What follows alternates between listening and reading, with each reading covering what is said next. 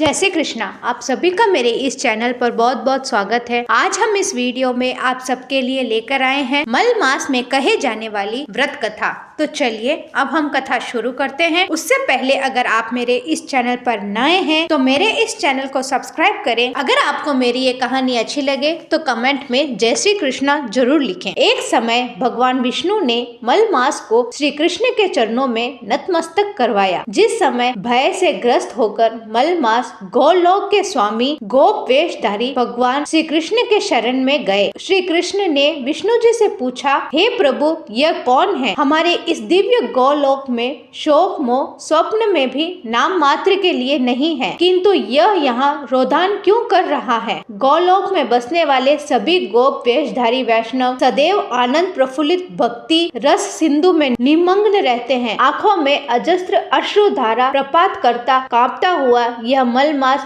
मेरे सम्मुख क्यों रो रहा है? गोलोक के नाथ के नए बादल के समान मनोहर मुख से यह सुनकर भगवान विष्णु बोले, हे श्री वृंदावन कलानाथ मुरलीधर श्री कृष्ण, मल मास के दयनीय दुख का कारण श्रवण करें। यह तीव्र दुख में दग्ध होकर व्याकुल हो रहा है। इसका कारण यह है कि अधिक मास अक्र संक्रमण से रहित हो जाने के कारण मलिन हो चुका है। वेद शास्त्र विहित पुण्य कर्म के अयोग्य होने के कारण स्वामी रहित इसकी सबने घोर निंदा की है। इस मल मास का कोई भी स्वामी नहीं है, इसलिए सभी वनस्पतियों, लताओं, 12 महीनों, कलाओं, श्रण, उत्तर दक्षिण, आयन, संवत्सर आदि ने अक्षिपत कर इसका अपमान किया है। ऋषिकेश, आपके अतिरिक्त दूसरा कोई भी इसके महान कलेश का निवारण नहीं कर सकता, अर्थात इसके दुख संताप की पीड़ा से कृपया इसे विमुख कीजिए। भगवान श्री कृष्ण के सानिध्य में अपनी दुख गाथा निवेदन करके उनके मुख अरविंद की ओर देखकर भगवान विष्णु हाथ जोड़कर खड़े हो गए। भगवान श्री कृष्ण बोले,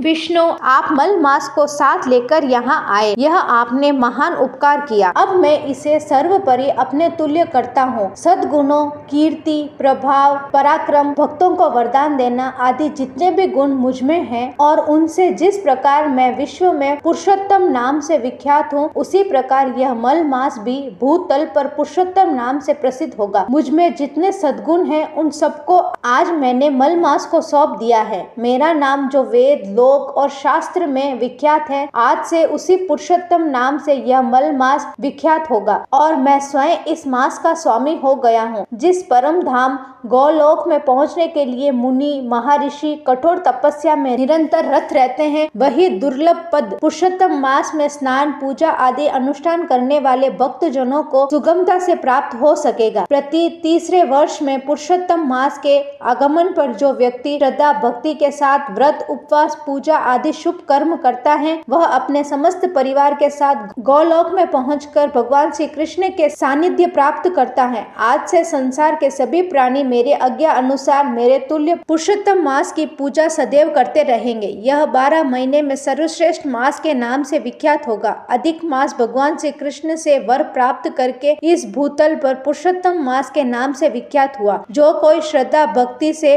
पुरुषोत्तम मास की पूजा करता है, मरण उपरांत उसे गोलोक की प्राप्ति होती है। जय श्री कृष्ण। अगर आपको मेरी ये कहानी अच्छी लगे तो इसे लाइक करें, शेयर करें और मेरे इस चैनल को सब्सक्राइब करना बिल्कुल ना भूलें।